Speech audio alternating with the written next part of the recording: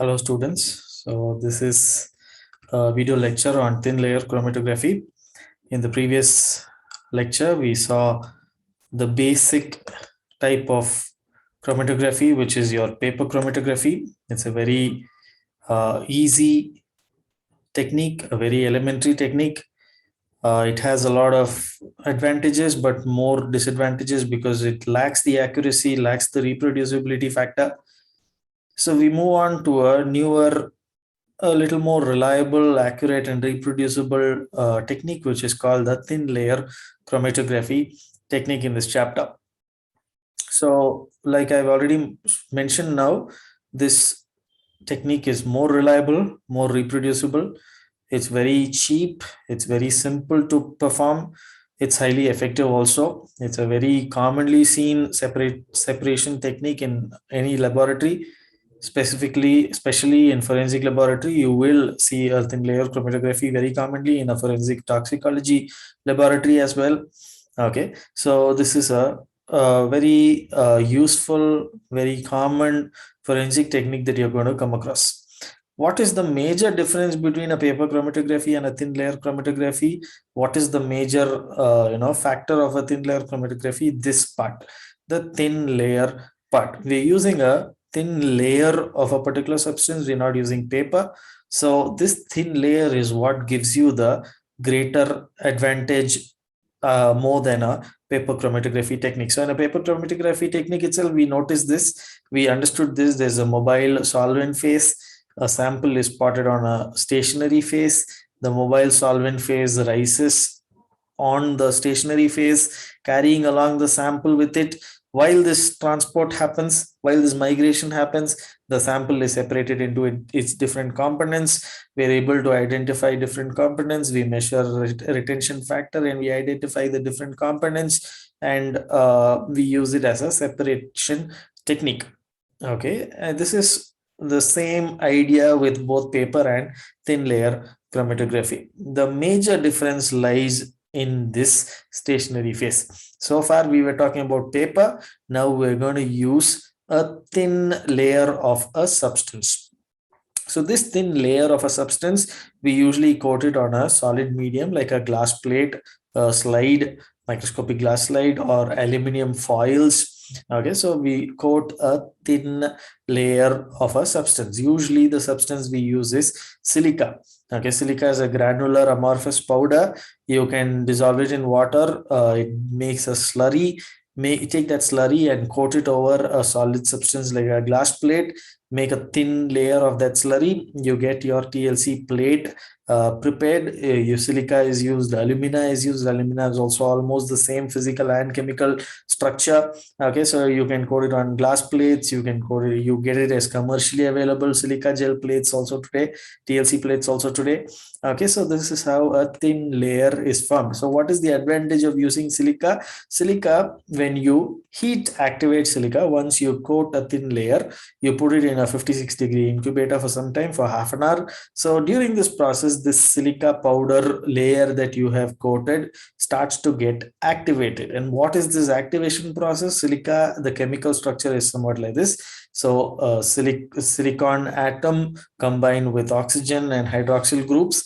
This hydroxyl group becomes exposed during this heat activation. This hydroxyl group is exposed during this heat activation that I just now explained. And during this heat activation, when this hydroxyl group is exposed, this hydroxyl group is a polar group. It can either attract compound or repel a specific polar compound. So if it's going to attract, it's going to delay the migration. If it's going to repel, it's going to fasten the migration. Okay, so this is what makes TLC a little more robust, a little more reliable, a little more uniform.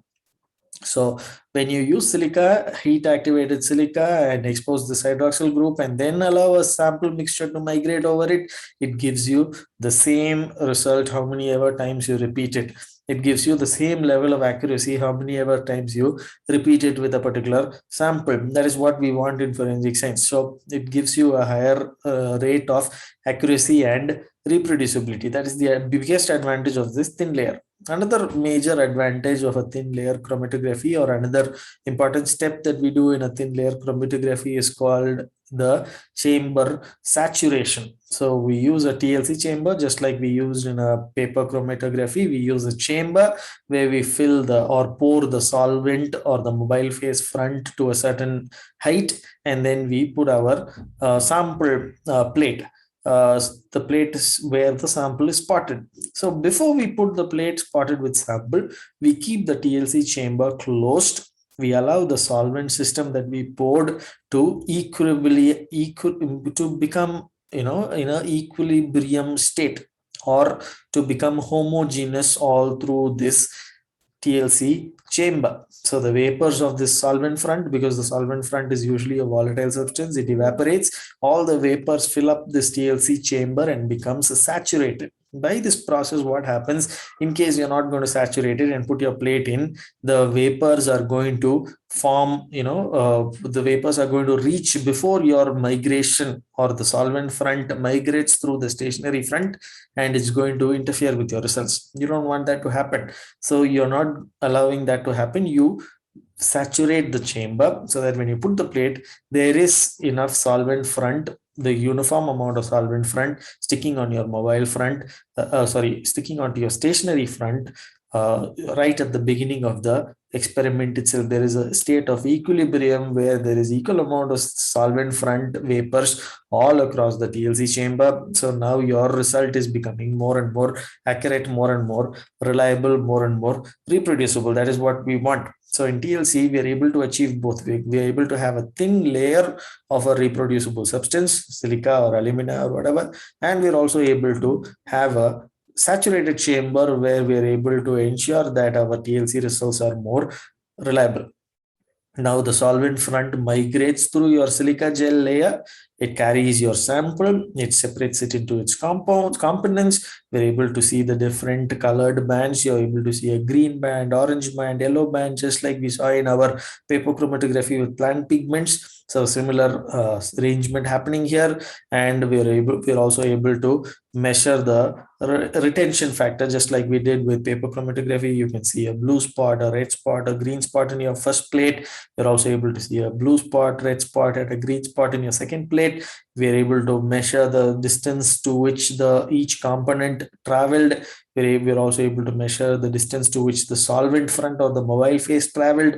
We're able to divide both and identify the retention factor ratio. So we know the retention factor now, factor of 0.1, 2, and 3 in this plate, 1, 2, and 3 in this plate. We're able to identify if there is a match or not. Here it looks like only the green spot is a match, red and blue are not a match. It looks like that. So we need to measure the retention factor in order to identify the matches in the components. So we are able to say that this component in this mixture is the same as this component in this mixture. If you know this component, then you also know this component. That is the idea in which TLC works. So you can do a similar do this kind of a analysis, separation analysis, with your TLC. One more important thing which we already touched upon in our paper chromatography also, it's not always colorful spots. It's not always spots like your blue, red, and green that you just now noticed. It could be